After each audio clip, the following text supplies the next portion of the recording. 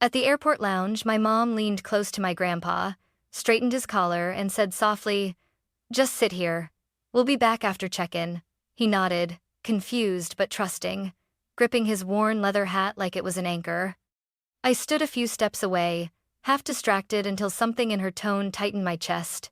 It wasn't hurried. It wasn't anxious. It sounded finished. Minutes slipped by, then more. Boarding calls echoed overhead. People passed. My mom didn't come back. That's when the truth landed like ice in my stomach. She never meant to return. My grandpa, who has Alzheimer's, sat alone in the terminal, whispering. She said, "Wait." He watched every face, hoping one would be hers. I couldn't move. I couldn't breathe. And then I couldn't stay still anymore. I ran back for him. Because walking away would have been easier, but staying changed everything. My name is Camila Harris, and for most of my life, I was the kind of daughter people described with a smile and a nod. Easy, well-behaved, no drama. I learned early that silence kept things smooth, that agreeing was safer than asking questions, that if I stayed useful and invisible at the same time, the house would stay calm. After my dad passed away, my mom became the axis everything rotated around, organized, precise, always 10 steps ahead. Grief didn't break her, it sharpened her. In our home, love was practical. It showed up as schedules taped to the fridge, labeled containers in the pantry, and conversations that stayed comfortably shallow. Feelings were allowed, but only briefly, long enough to be acknowledged, never long enough to be inconvenient. My grandpa, Robert, didn't fit into that system. Before Alzheimer's, he was noise and warmth and gentle chaos. He laughed too loudly at his own jokes. He told stories that wandered in circles, before landing somewhere unexpected. He smelled like old books and peppermint candy. And he called me Millie, a nickname he said matched my smile better than Camila ever could. When my mom corrected him, he'd wink at me like we were sharing a secret. "She knows," he'd whisper, "but this one's ours." When his memory started to slip, it was small things at first.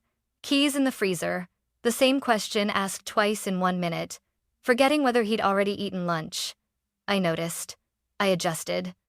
I reminded him gently, the way he once reminded me to tie my shoes before crossing the street. My mom noticed too, but she reacted differently. "He needs structure," she said one evening, tapping her pen against the table. "He needs supervision. What he doesn't need is confusion." By confusion, she meant emotion. Soon, everything about him was reorganized.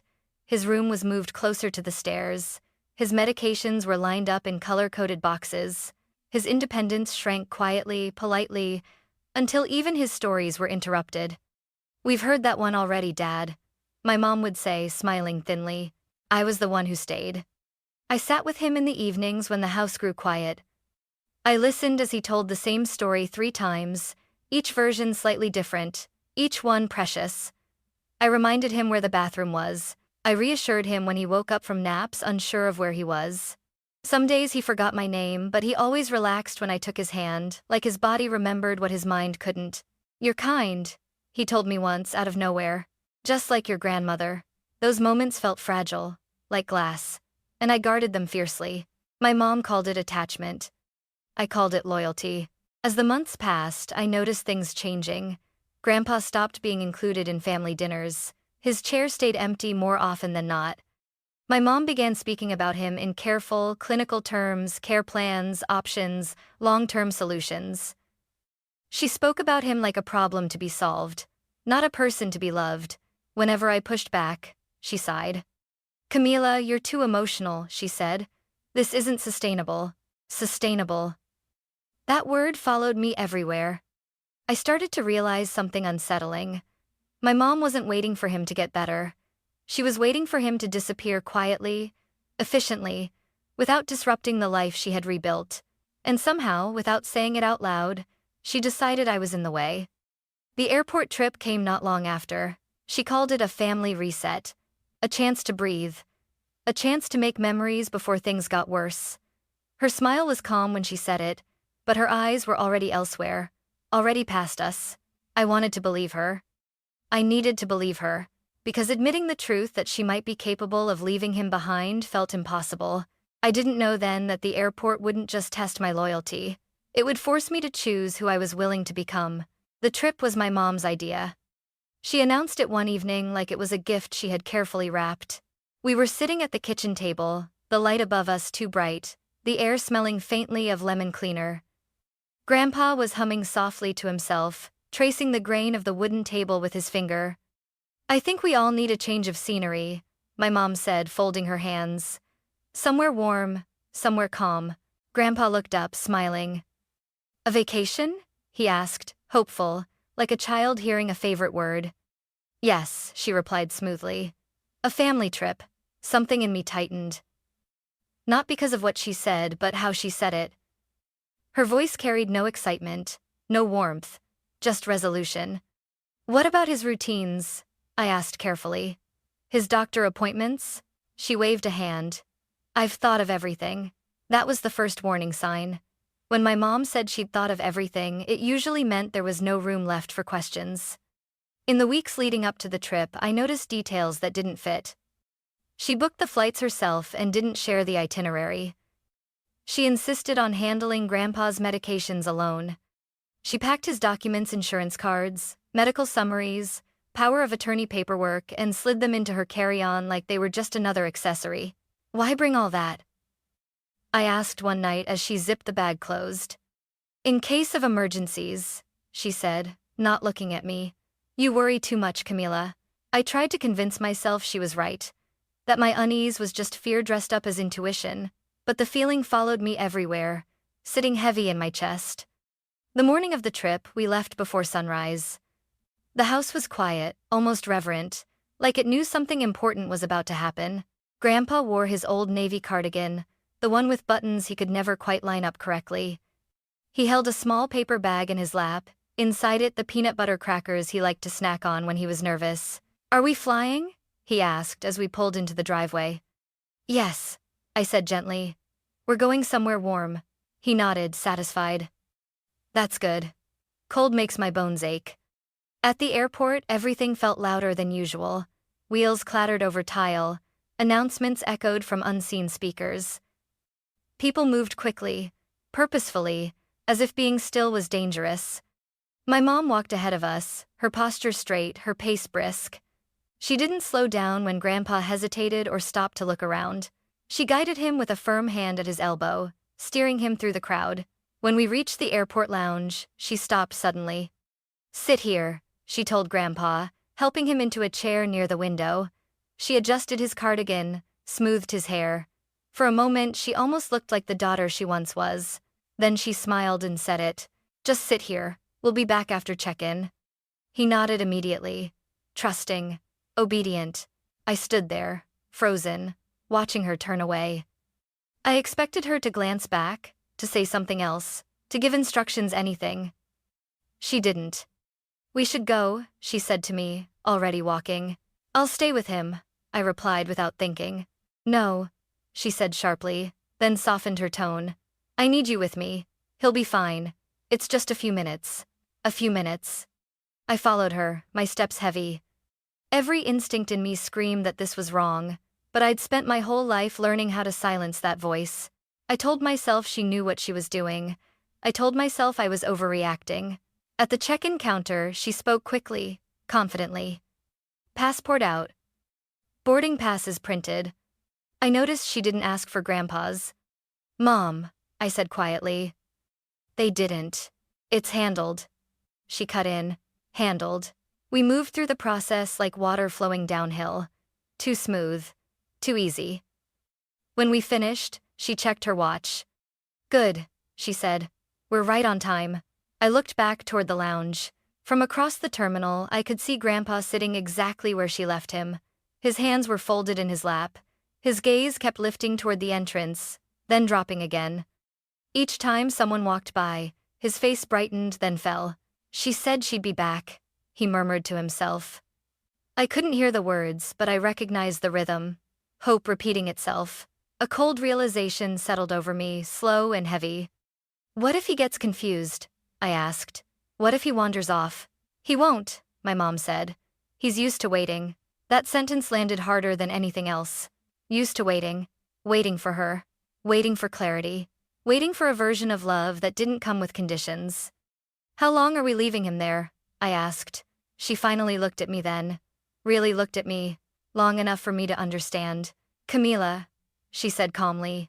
You need to let this go. That's when it clicked. This wasn't a delay. This wasn't a mistake. This was a plan. My heart started racing. I turned on my heel before she could say another word. Camila, she snapped. Where are you going? But I was already moving, pushing through the crowd, my eyes locked on the lounge. Because whatever she was prepared to leave behind, I wasn't. I didn't slow down. I didn't stop to think about what I was doing or how it would look. I moved on instinct, weaving through rolling suitcases and clusters of travelers, my eyes locked on the airport lounge like it was the only solid thing left in the world. My grandpa was still there, still sitting in the same chair, still holding his hat in both hands, still waiting. His shoulders were slightly hunched now, as if he were trying to make himself smaller. Every time someone walked past, he lifted his head, hope flickering across his face only to dim again when it wasn't her. I crouched in front of him. Grandpa? I said, keeping my voice steady. It's me, Camila. He blinked, relief washing over him so fast it hurt to see. Oh, he said softly. Good, you're back. Back. Not they. Not your mom. Just me. I swallowed hard and took his hands. They were colder than they should have been. Did you need anything? I asked. Water? The restroom? He shook his head. No, she said to wait.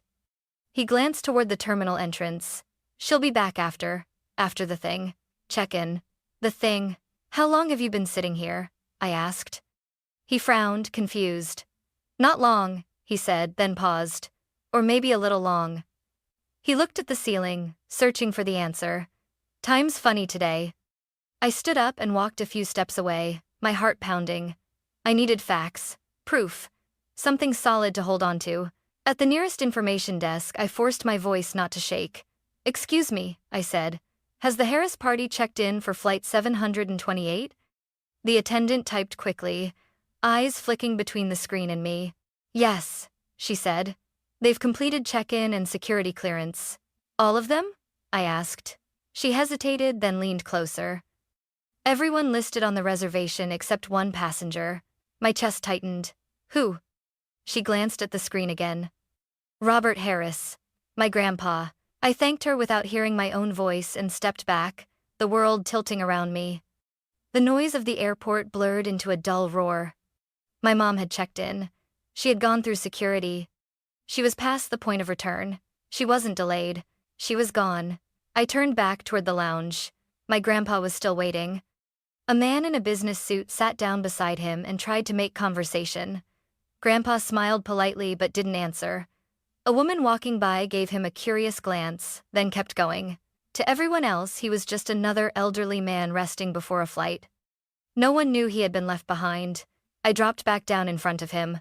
Grandpa, I said gently. We're going to leave now. He blinked. Leave?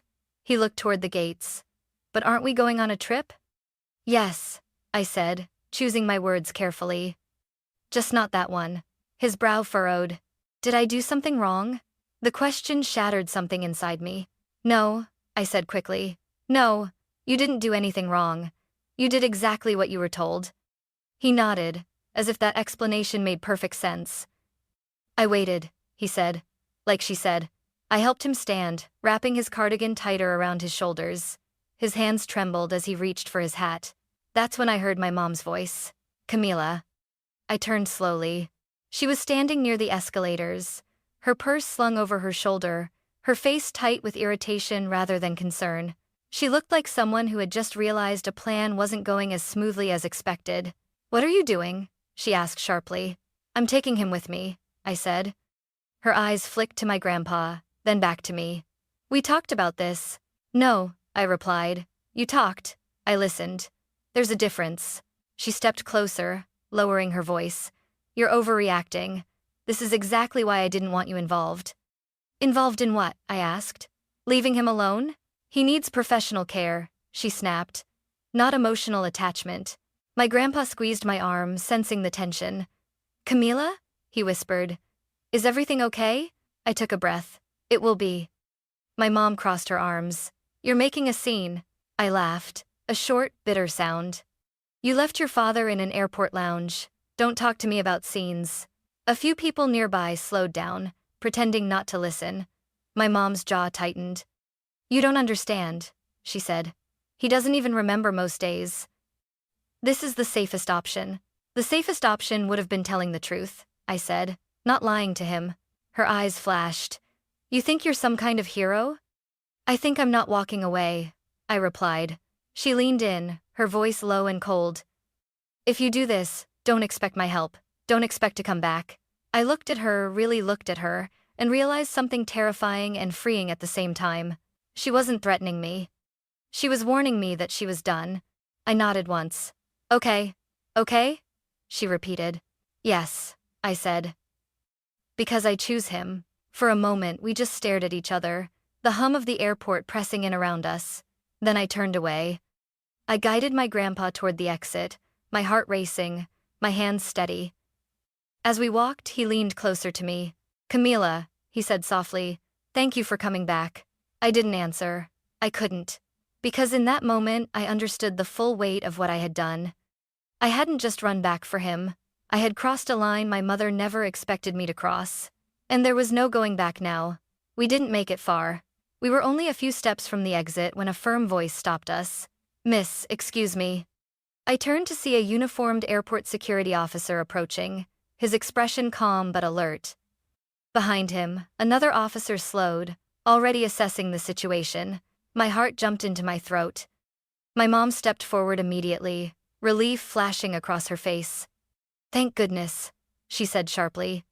There's been a misunderstanding. The officer looked between us. What seems to be the issue? I felt my grandpa's grip tighten on my arm. His breathing was shallow now, uneven. Before my mom could speak again, I did. My grandfather has Alzheimer's, I said, my voice steady despite the pounding in my chest. He was left alone in the terminal. The officer's eyes shifted to my grandpa. Sir, is that true? Grandpa looked up, confused. She said she'd be back, he murmured. I waited. Something in the officer's expression changed. My mom laughed nervously. This is being blown out of proportion. I stepped away briefly to check in. My daughter is emotional. The word hit me like a slap. She checked in and went through security, I said. Without him, the officer frowned. Ma'am, did you leave the terminal without your father? Yes, my mom replied quickly. Because he needs professional care. This was planned. Planned? The officer repeated. She straightened her shoulders. He can't travel safely. I arranged for alternative care. My stomach twisted. You didn't arrange anything, I said. You told him to wait and walked away. The officer raised a hand, stopping both of us. Let's slow down. He turned to my mom. Ma'am, leaving a cognitively impaired adult unattended in a public space can be considered neglect. Her face drained of color. That's ridiculous, she snapped.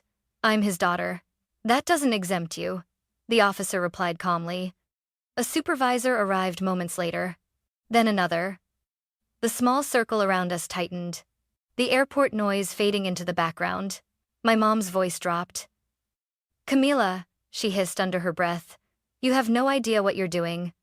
I met her gaze. I know exactly what I'm doing. The supervisor addressed me. Miss, are you willing to provide a statement? Yes, I said immediately. My mom's head snapped toward me. Camila, don't. But I was already nodding. We were guided to a quiet area near the office. Grandpa was given a chair, a bottle of water, a blanket. A staff member knelt in front of him and spoke gently, explaining where he was. He nodded, calmer now, holding my hand like a lifeline. As I spoke with the supervisor, the words spilled out months of small erasures, the locked rooms, the missing dinners, the careful way my mom had stopped seeing him as a person. She didn't forget him, I said. She decided he was inconvenient. The supervisor listened without interrupting. When it was my mom's turn, her voice shook. I was doing what was best. He doesn't even know what day it is most of the time. That doesn't justify abandonment, the supervisor said firmly. The word abandonment hung in the air. My mom pressed her lips together. You don't understand how hard this is. I couldn't stop myself. Neither do you, I said quietly. Because you stopped trying. There was a long pause. Then the supervisor spoke again. We'll be filing a report with Adult Protective Services. My mom's breath caught. You can't do that. We can, he said. And we will. Her eyes snapped to me. You did this. I shook my head. You did. For the first time, she looked scared. Not angry, not controlled, exposed. Security arranged transportation assistance for my grandpa and me. They gave me paperwork, phone numbers, next steps. They treated me like someone who mattered, like someone whose voice carried weight. That alone felt unreal. As we prepared to leave, my mom stepped closer one last time. If you walk away with him, she said, her voice low, don't expect to come back. Don't expect support. Don't expect anything from me. I looked at her. At the woman who raised me to be quiet, to be compliant, to never cause trouble, and I realized something powerful. Her approval had always been the leash. I loosened my grip on it. I don't need your permission, I said. I needed your honesty, and you chose not to give it. She stared at me, searching for the daughter who would back down. She didn't find her. We walked out into the cold morning air, the airport doors sliding shut behind us with a soft, final sound. My grandpa leaned into me, exhausted but calmer. Are we in trouble? He asked softly. I shook my head. No, we're safe. A taxi pulled up, the driver helping us inside. As the car pulled away, I watched the airport shrink in the distance. That building had been where my mother thought she could erase a problem quietly.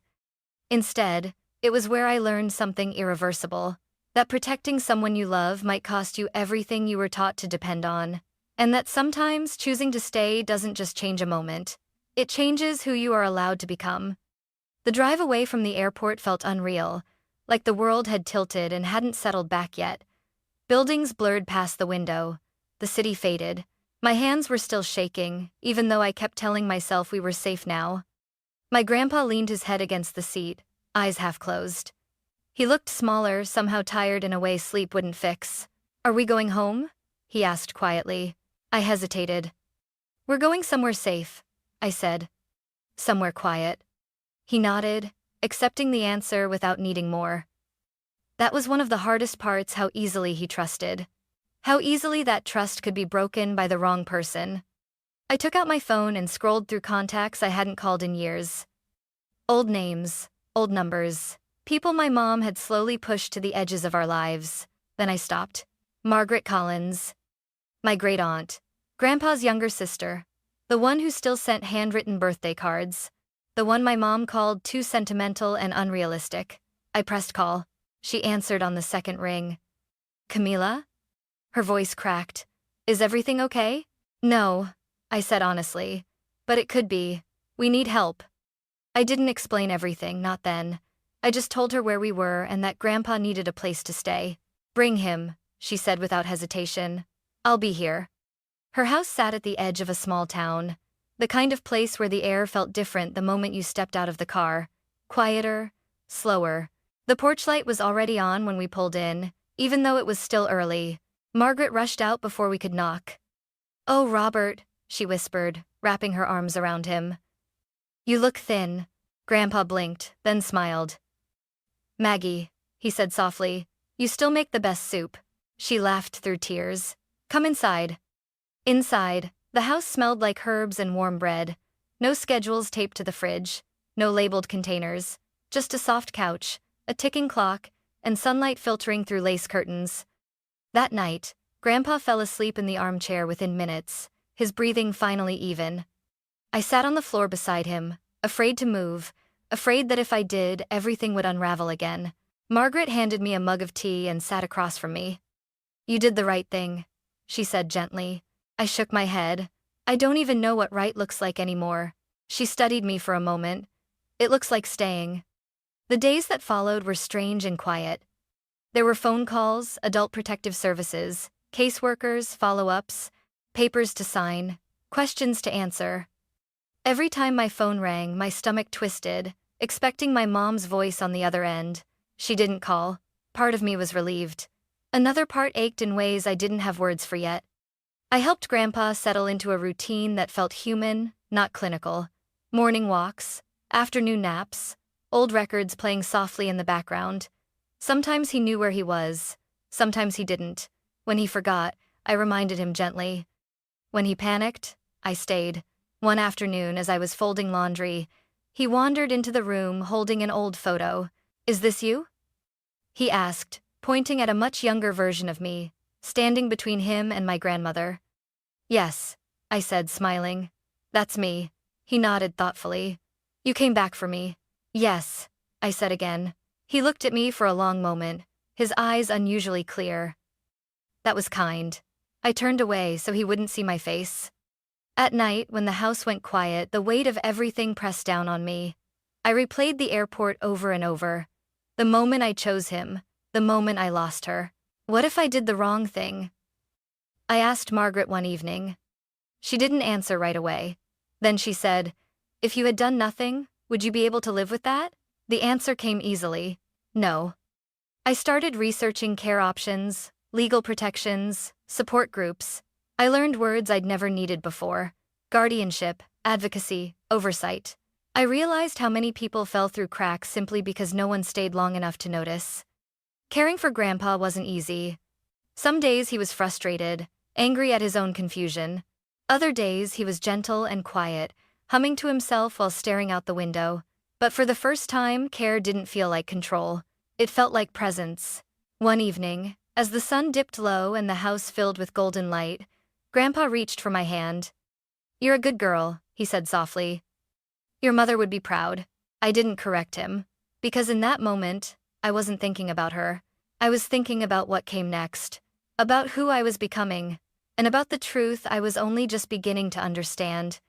Saving someone else hadn't ruined my life. It had shown me exactly where it needed to begin again. The calls didn't stop. Some came early in the morning, others late at night, voices calm and professional on the other end of the line. Caseworkers, social services, legal coordinators, each one asked questions in careful tones, writing notes I would never see. "How long has your grandfather been diagnosed? Who was responsible for his daily care? Was there a history of neglect or abandonment?" The word abandonment still made my chest tighten every time I heard it. I answered honestly. I didn't soften the edges. I didn't protect my mom from the truth anymore. That was the hardest shift, realizing that telling the truth wasn't betrayal, it was protection. Margaret sat beside me during most of those calls, her presence steady. When I faltered, she filled in details I didn't know. When I doubted myself, she reminded me of what I'd seen with my own eyes. One afternoon, a legal advocate explained our options. "Temporary guardianship can be arranged," she said. "Given the circumstances, the court will likely prioritize stability and safety." "Does that mean he won't be sent back?" I asked quietly. "No," she replied, "not without a thorough review." I exhaled, a breath I felt like I'd been holding since the airport. When the paperwork came, it felt heavy not just in my hands, but in my heart. Signing my name meant responsibility. It meant commitment. It meant acknowledging that my life had changed in a way that wouldn't be undone with apologies or explanations. Margaret looked at me. "You don't have to do this alone." "I know," I said, "but I want to be involved." She nodded, understanding. That's how it starts. My mom finally called a week later. Her name lit up my screen like a warning. I didn't answer at first. I let it ring, my pulse thudding in my ears. When it stopped, I stared at the phone, waiting. A minute later, it rang again. "Camila," she said when I picked up, her voice tight. "We need to talk." "About what?" I asked. "About us," she almost said. I could hear it, but she didn't. "They're contacting me," she said instead, "asking questions. This has gone too far." I closed my eyes. "It went too far when you left him." Silence. "You don't understand what it's like," she said finally. "Being responsible for someone who's fading." "I understand more than you think," I replied, because I stayed. Her breath caught. "He doesn't even know who you are most days." "That's not the point," I said. "The point is that he knows he's not alone." She scoffed softly. "You've always been dramatic." And there it was. The familiar dismissal. The old script. "I'm not doing this," I said calmly. "Not anymore." "You're throwing your life away," she snapped. "For someone who won't remember." I felt something settle inside me then, quiet, unshakable.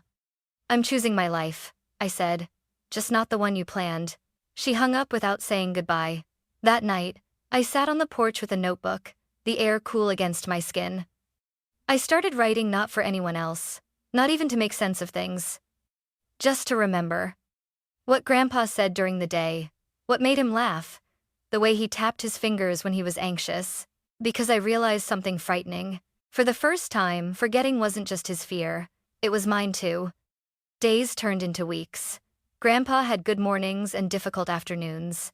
Sometimes he was clear, telling stories from his youth with surprising detail. Other times he was lost, calling me by names I didn't recognize. One morning, as I helped him button his shirt, he looked at me and said, "You're patient." I smiled. "I learned from you." He laughed softly. "I don't remember teaching you that." "You did," I said, "just not with words."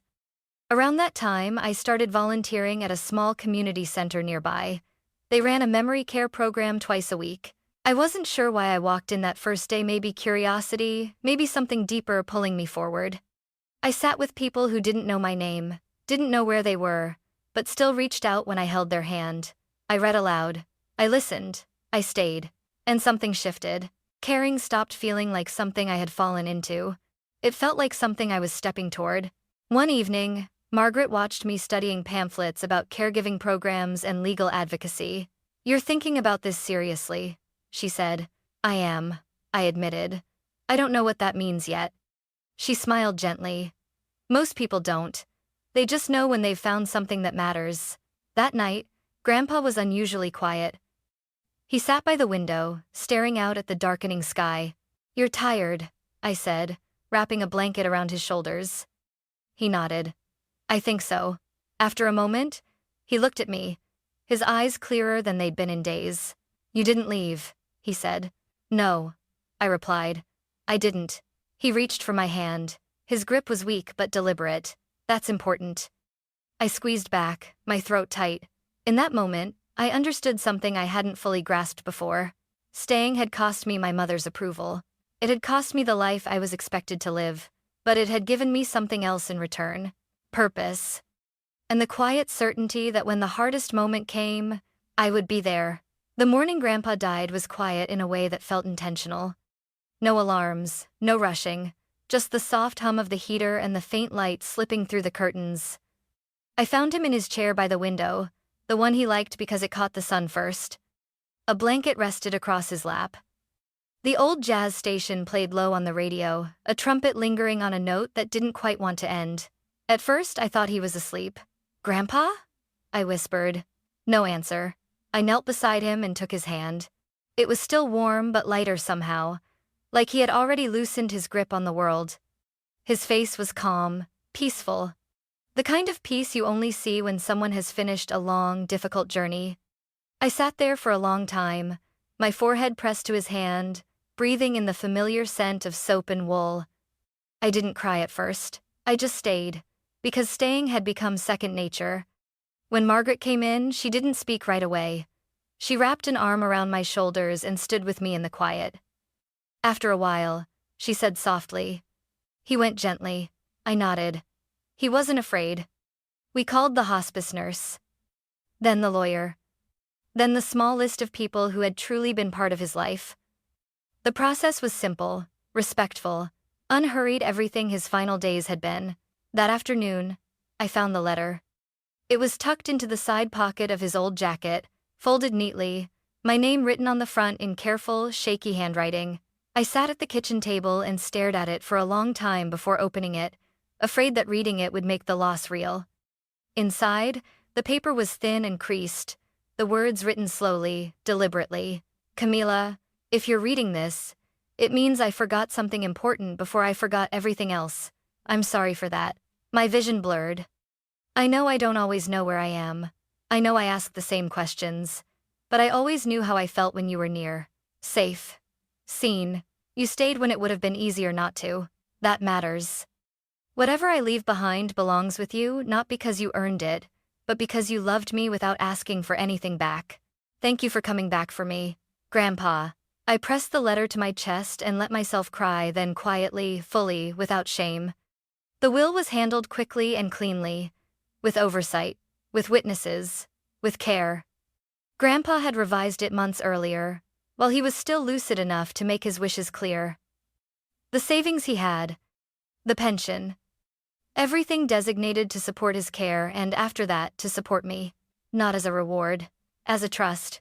I didn't feel triumphant.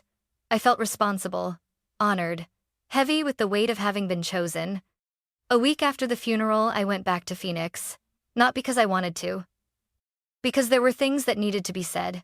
My mom opened the door slowly, like she already knew it would be me. She looked smaller than I remembered, tired in a way that sleep wouldn't fix. "Camila," she said. Her voice wavered. I heard. "He passed peacefully," I replied. "He wasn't alone." She nodded, eyes dropping to the floor. "I never meant." I raised a hand. "I'm not here to argue." That stopped her. I stepped inside the house that had once felt like a cage. Everything was exactly as it had been. Clean, ordered, hollow. My mom gestured toward the couch, but I stayed standing. "There's something you should know," I said, reaching into my bag. I handed her the envelope. The legal summary, the letter. Her hands shook as she read. "He left it to you," she whispered. "Everything?" "Yes," I said, "because I stayed." She looked up at me, eyes wet. "He didn't even know who you were half the time." I met her gaze. He knew how I made him feel. Silence stretched between us. For the first time, I saw something crack in her, not anger, not control, but regret. Raw and unguarded. "I was scared," she said finally. "I didn't know how to handle watching him disappear." "I was scared too," I replied. "The difference is, I didn't leave." She opened her mouth, then closed it again. "I'm not here to punish you," I said gently. "I'm here to tell you that he was loved, that he mattered, and that I'm okay." She nodded slowly, like she was trying to accept a truth she couldn't undo. When I left, she didn't ask me to stay. That felt like mercy. Back at Margaret's house, the evenings grew quieter without Grandpa's humming. I kept the letter by my bed. I kept the photo of us on the porch wall. I kept the routines that had made him feel safe. Because, even in loss, there was clarity. He had trusted me with his last chapter, and I intended to honor it not just by remembering him, but by living in a way that proved staying had been the right choice. Life didn't return to normal after Grandpa died. It settled into something new. The house felt different without him, quieter, yes, but not empty. His absence wasn't a hole anymore. It was a shape I had learned to live around. I kept the small routines we'd built together. Morning light through the window, jazz on low volume, a mug of tea warming my hands while the day slowly woke up. Grief still came in waves, but it no longer knocked me down. It reminded me. I enrolled in a certified caregiving program that fall, not because anyone told me to, not because of guilt or obligation, but because something inside me had shifted the day I ran back through that airport. I had learned that care is not instinct alone. It is skill, it is patience, and sometimes it is the courage to stand between someone vulnerable and the people who fail them. At the community center, I met families who whispered their fears the same way I once had. Adult children unsure of where responsibility ended and exhaustion began. Grandchildren terrified of doing the wrong thing. I told them what I had learned. That leaving someone alone because it's easier can have consequences.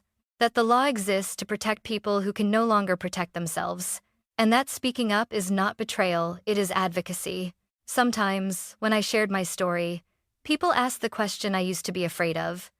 Do you regret it? I never did. I didn't regret losing my mother's approval. I didn't regret changing my path. And I didn't regret choosing to stay when walking away would have cost me less. Because staying gave me something I never had before. A voice. Months later, my mom sent a short message. No explanations, no excuses. I'm glad he wasn't alone. I read it twice. Then once more. I didn't reply right away. Not because I was angry, but because I had finally learned that not every silence needs to be filled. Some things need time. On my desk sits Grandpa's letter, framed now, the paper yellowing slightly at the edges. When days get hard, I read the last line again. Thank you for coming back for me. I think about the version of myself who stood frozen in that airport lounge, heart racing, afraid of what choosing him would cost. She had no idea what it would give her. Purpose. Direction. And the certainty that when faced with a moment that matters, you don't always need a perfect plan. You just need to stay. Because family is not the people who expect you to be quiet.